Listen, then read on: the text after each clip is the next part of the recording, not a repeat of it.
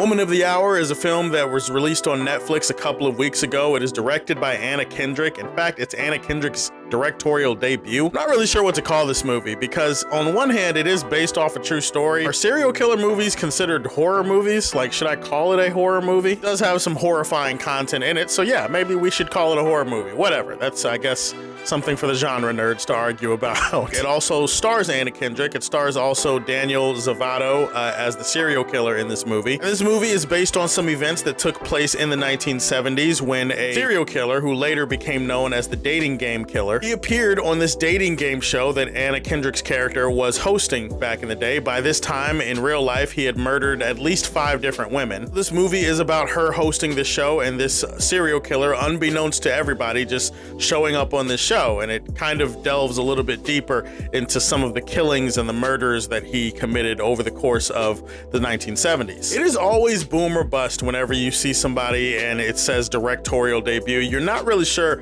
what to expect. You're not really sure how it's going to turn out. I like Anna Kendrick. I mean, who doesn't like Anna Kendrick? If you don't like Anna Kendrick, I feel like I don't want to know you as a person, because like, how could you not like Anna Kendrick? She's like the most lovable, adorable, likable actress that I've seen in like, I don't know, a decade plus in this industry. This is a movie that has some beautiful long takes, but it also has elite blocking within the scenes to really translate what she's going for. In a movie like this with a serial killer who's like they're showing you like some of the different murders, it would have been easy to lean into it. You know what I mean? A lot of directors probably would have shown all the gory details and probably would have been up close and personal in a lot of these scenes with the serial killer preying on these women. For a lot of other directors, it would have felt like, oh, well, we want to show how real it is, we want to show how terrifying it is, and we don't want to shy away from the violence because it's important. Anna takes a different approach in that she doesn't really center the violence depicted against the women in this movie as something to be witnessed by the casual viewer in the audience. She instead blocks up her scenes so that a lot of it feels like it's intentionally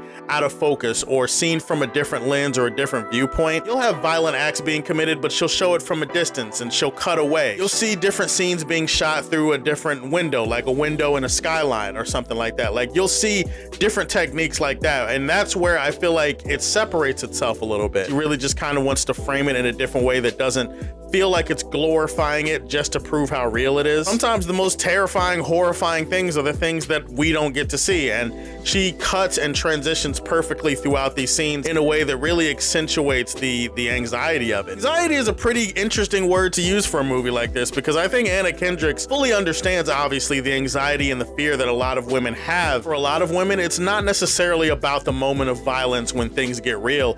It's about the fear and anxiety that pops up before all of that happens. Using her perfect understanding of music or lack of music and her camera technique, she's able to like capture that moment when a woman knows or finally realizes that she is in danger and how terrifying that is for her. I gotta single out Daniel Zavato, who plays the serial killer. I forget his name. I think Alcala was the name of the serial killer. He was great, and he was great in a creepy way, but also he shows you why serial killers are able to get away with this type of shit. Because there's also a charisma and a natural like intelligence that oozes from him. But he always has that other side to him. There's that creepiness and that rage that's kind of simmering under the surface. He just has a way with his eyes of like looking into your soul and making you feel uncomfortable. I think the movie has some things that it's trying to say about the kind of world that women live in, and not only that, but some of their misplaced faith that they have in men. Not in the sense of women making the wrong choices, but more so in the sense that when things bad happen to women, they try to warn people, they try to tell people, and it's about how men don't really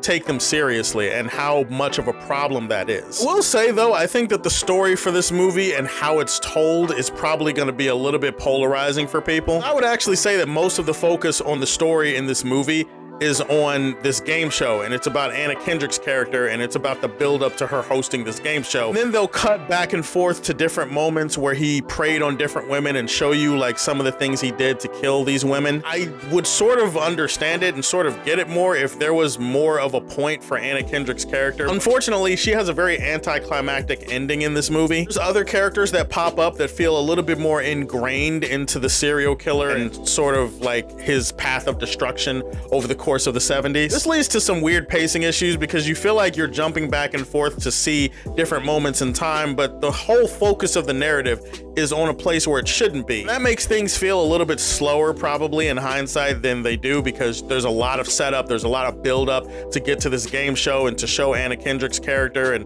how she's dealing with everything that she's dealing with. I just feel like there was a way that they could have framed this story, focused it on the characters that felt more integral to the narrative. I'm gonna use The Winter Soldier as a weird, loose example that is definitely not an apples to apples comparison, but it still sort of makes sense. Winter Soldier, the actual point of the story is S.H.I.E.L.D. and Hydra and how that entire institution needs to be torn up from the floor up. Is the Winter Soldier in the movie? Yes, he shows up every like 30 minutes or so to fuck with Captain America or whatever. He's not actually the point of the movie. He is not, like, the movie could have been called like Serpent Society, it could have been called Hydra, it could have dealt with something else, because the Winter Soldier is not the point of the movie. Well, in The Woman of the Hour, I mean, this game show and Anna Kendrick's character, they're not really the point of the movie, but they receive most of the focus. It feels like the focus would have been better spent if it had been put elsewhere. This movie does have a lot to say about microaggressions and the casual misogyny that women have to deal with on a day-to-day basis, the fear and the anxiety that men can sometimes bring to them, especially when they don't know what a man is going to do. Like, they capture all of that pretty good. Feels a little bit uneven in its focus, and that's going to turn some people off. Woman of the Hour, I thought, was a really good, solid directorial debut for Anna. I'm gonna leave this one in the Daily Planet. So those are my thoughts on Woman of the Hour. Tell me, have you seen it? What did you think about it? What's your favorite Netflix movie that you've seen this year?